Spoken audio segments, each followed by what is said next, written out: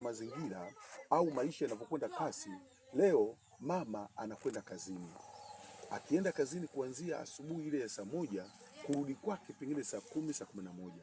Lakini vile vile baba naye anakwenda kazini, naye kurudi kwake saa 10, saa 11. Watoto kwa muda wote huo wanakuwa wapo na nani? Ni lazima tutafakari. Watoto muda wote wanakuwa na dada wa kazi ambaye tunamuita house girl. Je, huyu house girl tumemwandaa kukaa na watoto wetu? Tumempa maadili ya kukaa na watoto wetu? Je, tunamsapoti pale anapokuwa anakaa na watoto wetu au tunamnyanyasa?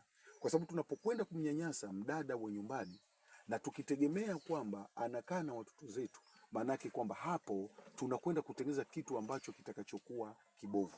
Lakini yule mdada wa kazi, kama tutamchukulia ni mmoja wa watoto katika familia zetu, tukamjengea utamaduni mzuri, na yeye kwa sehemu moja atakuwa ni msaada kwa ajili ya kuweza kusaidia watoto zetu.